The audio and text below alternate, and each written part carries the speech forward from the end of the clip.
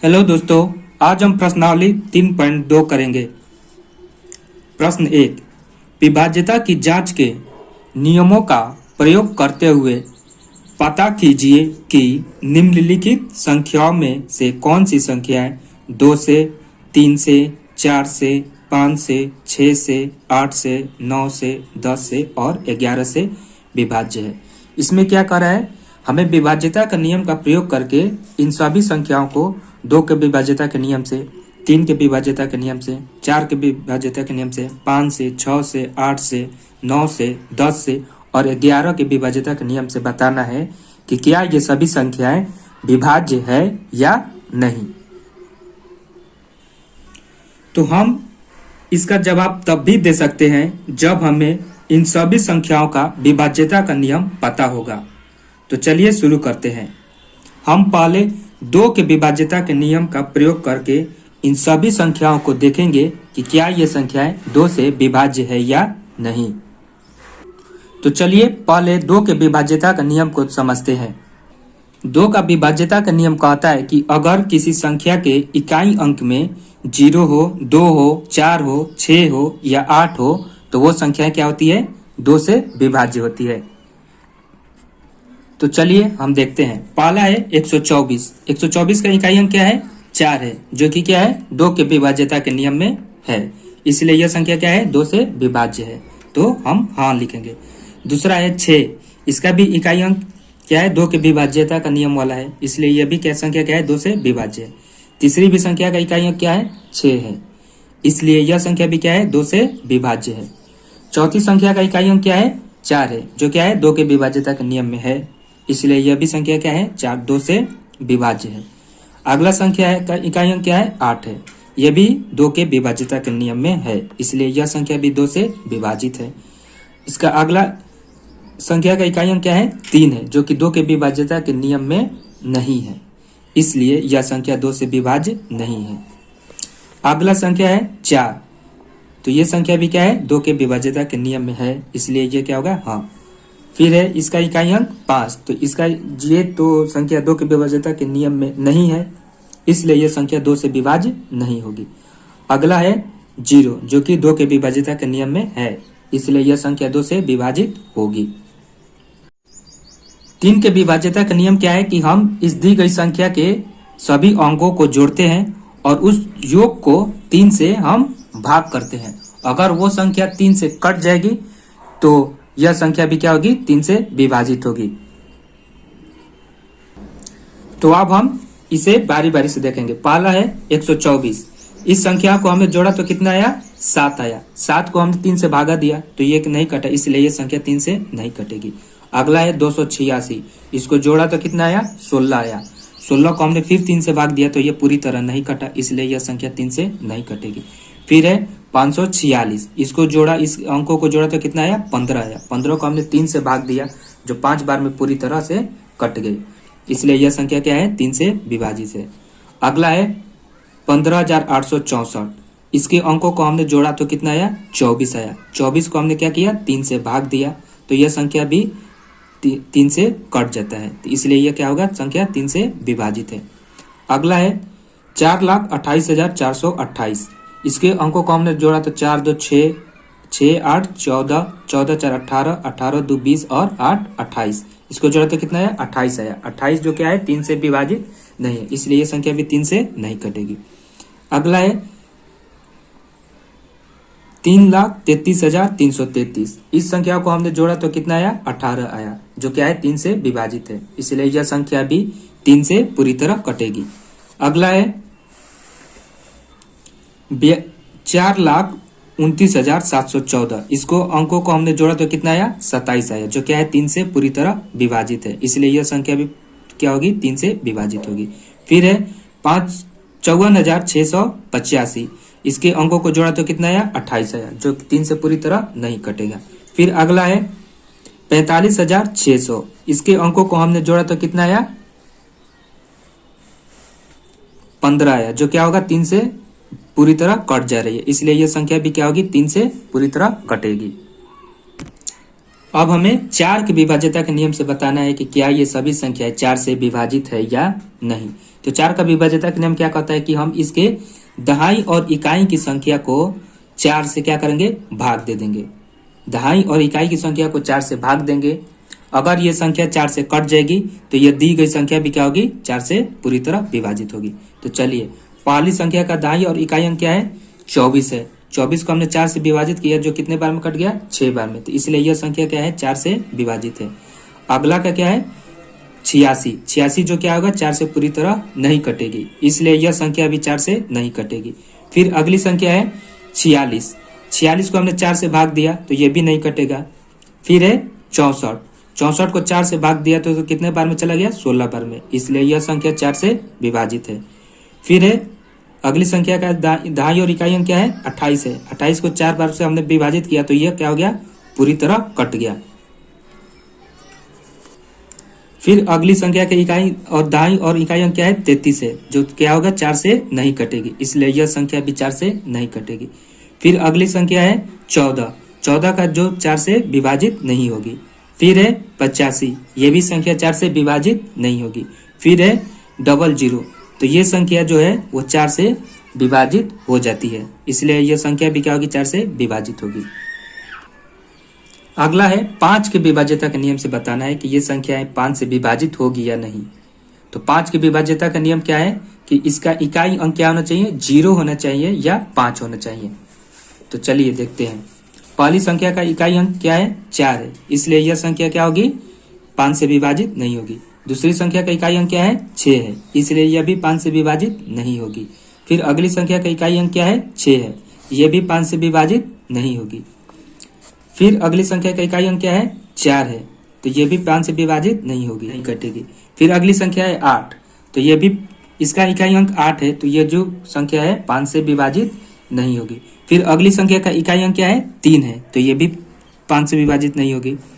फिर अगली संख्या का इकाई अंक क्या है, 4 है, तो यह भी 5 से विभाजित नहीं होगी। फिर अगली संख्या का इकाई अंक क्या है, 5 है, तो यह संख्या जो है 5 से विभाजित होगी। फिर अगली संख्या है 0, इकाई अंक क्या है, 0 है, जो क्या होगी, 5 से विभाजित होगी। अब 6 का विभाज्यता का नियम क्या कहता है, जो संख्या 2 से भी कट जाए और 3 से भी कट जाए वो संख्या क्या होती है, 6 से भी कट जाती है। जो संख्या 2 के टेबल से कट जाए और 3 के टेबल से भी कट जाए वो संख्या क्या होती है, 6 के पहाड़े से भी कट जाएगी। तो पहली संख्या है 124, तो ये तो 2 से विभाज्य है लेकिन 3 से विभाज्य नहीं है, इसलिए यह संख्या 6 से भी विभाज्य नहीं होगी। फिर अगला है 286, ये तो संख्या 2 से विभाज्य है लेकिन 3 से नहीं, इसलिए यह 6 से भी नहीं होगी। फिर 546, 2 से विभाज्य है, 3 से भी विभाज्य है, इसलिए यह संख्या 6 से भी विभाज्य होगी। फिर है 15864, ये 2 से भी विभाज्य है, 3 से भी विभाज्य है, इसलिए 6 से भी विभाज्य होगी। फिर है 4,28,428, 2 से भी विभाज्य है पर 3 से विभाज्य नहीं है, इसलिए यह संख्या 6 से विभाज्य नहीं होगी। फिर है 3,33,333, जो 2 से विभाजित नहीं है, 3 से विभाजित है, इसलिए यह संख्या 6 से विभाजित नहीं होगी। अगली संख्या है 4,29,714, जो 2 से विभाज्य है और 3 से विभाज्य है, इसलिए यह संख्या 6 से भी विभाजित होगी। अगली संख्या है 54,685, जो 2 से विभाज्य नहीं है, 3 से भी विभाज्य नहीं है, इसलिए यह संख्या 6 से विभाजित नहीं होगी। अगला है 45,600, जो 2 से विभाज्य है, 3 से भी विभाज्य है, इसलिए यह संख्या 6 से भी विभाजित होगी। अब है 8 के विभाज्यता के नियम। तो 8 का विभाज्यता का नियम क्या कहता है कि इसके सैकड़ा, दहाई और इकाई के अंकों से बनी संख्या को हम 8 से भाग देते हैं। अगर वो संख्या 8 से कट गई तो ये दी गई संख्या भी क्या होगी, 8 से कट जाएगी। तो चलिए देखते हैं। पहला है 124, तो इसके सैकड़ा, दहाई और इकाई से बनी संख्या क्या है, 124। तो 124 को हमने 8 से भाग दिया तो ये 8 से नहीं विभाजित हुआ, इसलिए यह संख्या 8 से विभाजित नहीं है। दूसरी संख्या है 286, इसको भी हमने 8 से विभाजित किया, फिर ये भी संख्या 8 से विभाजित नहीं है। फिर संख्या है अगली 546, इसको भी सैकड़ा, दहाई और इकाई का अंक को हमने क्या किया, 8 से विभाजित किया, पर यह भी संख्या 8 से विभाजित नहीं होगी। फिर अगली संख्या का सैकड़ा, दहाई और इकाई अंक क्या है? 864। 864 को हमने 8 से भाग दिया, जो ये 108 बार में पूरी तरह से कट जा रहा है। इसलिए यह संख्या जो 15,864 है वो क्या होगा? 8 से विभाजित होगा। फिर अगली संख्या का सैकड़ा, दहाई और इकाई अंक क्या है? 428। फिर हमने 428 को 8 से भाग दिया, फिर यह नहीं कटा, तो इसलिए यह संख्या भी 8 से विभाजित नहीं होगी। फिर अगली संख्या का सैकड़ा, दहाई और इकाई अंक क्या है? 333 है। इसे हमने 8 से भाग दिया, यह भी पूरी तरह विभाजित नहीं है, इसलिए यह संख्या भी 8 से विभाजित नहीं होगी। फिर अगली संख्या का सैकड़ा, दहाई और इकाई अंक क्या है? 714। 714 को हमने भाग दिया 8 से, यह विभाजित नहीं है, इसलिए यह संख्या भी 8 से नहीं कटेगी। अगली संख्या का सैकड़ा, दहाई और इकाई अंक क्या है? 685, जो ये भी 8 से विभाजित नहीं है। फिर अगली संख्या का सैकड़ा, दहाई और इकाई अंक क्या है? 600 है। तो 600 को हमने 8 से विभाजित किया तो क्या हो गया? वो 75 बार में चला गया, इसलिए यह संख्या क्या है? 8 से विभाजित है। अब है 9 के विभाज्यता का नियम का प्रयोग करके हमें बताना है कि क्या ये संख्याएं 9 से विभाजित है या नहीं। तो 9 का विभाज्यता का नियम क्या कहता है कि हम इसके सभी अंकों का जोड़कर 9 से क्या करेंगे? भाग देंगे। अगर इसका भाग 9 से कट जाएगा तो ये संख्याएं भी क्या होगी? 9 से पूरी तरह कट जाएगी। तो चलिए देखते हैं। पहली संख्या के अंकों का योग जोड़ा तो कितना आया? 7 आया, जो 9 से विभाजित नहीं है, इसलिए यह संख्या भी 9 से विभाजित नहीं होगी। अगली संख्या का अंकों को जोड़ा तो कितना आया? 2, 8, 10 और 6, 16। 16 भी 9 से विभाजित नहीं होगी। फिर अगली संख्या को हमने जोड़ा तो कितना आया? 5, 4, 9, 6, 15। 15 को 9 से भाग दिया तो यह भी 9 से विभाजित नहीं होगी। फिर अगली संख्या को अंकों का योग कितना आया? 24। 24 को हमने 9 से भाग दिया, जो पूरी तरह नहीं कटेगी। फिर अगली संख्या का अंकों का योग कितना आया? 28 आया, जो 9 से विभाजित नहीं होगी। फिर अगली संख्या का अंकों का योग कितना आया? 18 आया। 18 को हमने जोड़ा, 9 से भाग किया तो ये 2 बार में कट गया, तो ये संख्या क्या है? जो ये संख्या है 3,33,333, 9 से विभाज्य है। फिर अगली संख्या का अंकों का योग कितना आया? 27 आया। 27 को जो क्या है? 9 से पूरी तरह विभाजित है, इसलिए यह संख्या भी क्या होगी? 9 से विभाजित होगी। फिर अगली संख्या के अंकों का योग कितना आया? 28 आया, जो क्या होगी? 9 से विभाजित नहीं होगी। फिर अगली संख्या के अंकों का योग कितना आया? 15 आया, यह भी संख्या क्या होगी? 9 से विभाजित नहीं होगी। अब है 10 के विभाज्यता का नियम से बताना है कि क्या यह संख्याएं 10 से विभाजित है या नहीं। तो 10 का विभाज्यता का नियम क्या कहता है कि जिस संख्या का इकाई अंक 0 हो वो संख्या क्या होती है? 10 से विभाजित होती है। तो पहली संख्या का इकाई अंक क्या है? 4 है, तो इसलिए यह 10 से विभाजित नहीं होगी। अगली संख्या का इकाई अंक क्या है? 6 है, इसलिए यह भी 10 से विभाजित नहीं होगी। फिर अगली संख्या का इकाई अंक क्या है? 6 है, इसलिए यह भी 10 से विभाजित नहीं होगी। फिर अगली संख्या का इकाई अंक क्या है? 4 है, इसलिए यह भी संख्या 10 से विभाजित नहीं होगी। फिर अगली संख्या का इकाई अंक 8 है, तो यह भी विभाजित नहीं होगी।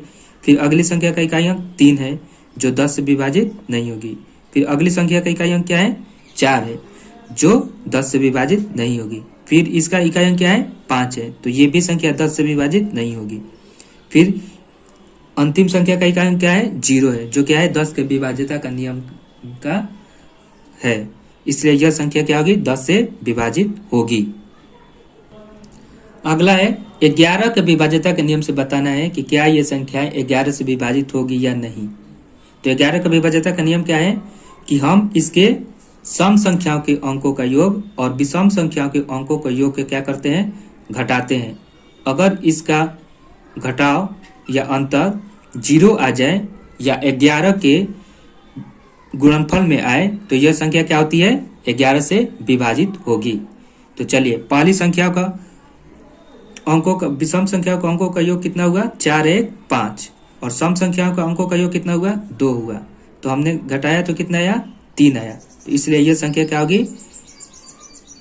11 से विभाजित नहीं होगी। फिर अगली संख्याओं का विषम संख्याओं का योग कितना आया? 8, और सम संख्याओं का अंकों का योग कितना आया? 8 आया, और इसका अंतर कितना आया? 0, इसलिए यह संख्या क्या होगी? 11 से विभाजित होगी। फिर अगली संख्या का विषम अंकों का योग 11 और सम अंकों का योग 4, इसका अंतर 7, इसलिए यह 11 से विभाजित नहीं होगी। फिर अगली संख्या का विषम अंकों का योग 13 और सम अंकों का योग 11, इसका अंतर 2, इसलिए यह संख्या भी विभाजित नहीं होगी। फिर अगली संख्या का विषम अंकों का योग कितना आया 14 और सम का भी योग कितना आया 14 आया, इसका अंतर 0 आया, इसलिए यह संख्या 11 से विभाजित है। फिर है 3,33,333, इसका विषम अंकों का योग 9 और सम अंकों का योग भी 9, इसका अंतर कितना आ गया 0, इसलिए यह संख्या क्या है 9 से 11 से विभाज्य है। फिर अगली संख्या का विषम अंकों का योग 13 और सम का योग 14, इसका अंतर 1, इसलिए यह संख्या भी 11 से विभाजित नहीं होगी। फिर अगली संख्या का विषम अंक का योग 16 और सम का 12, इसका अंतर 4, इसलिए यह संख्या भी 11 से विभाजित नहीं होगी। फिर अगली संख्या का विषम अंकों का योग 10 और सम का योग 5, इसका अंतर 5 आया, इसलिए यह संख्या भी 11 से विभाजित नहीं होगी। तो दोस्तों आज हमने प्रश्नावली 3.2 का क्वेश्चन नंबर 1 कंप्लीट कर लिया। बाकी के क्वेश्चन हम अगले पार्ट में करेंगे। जय हिंद।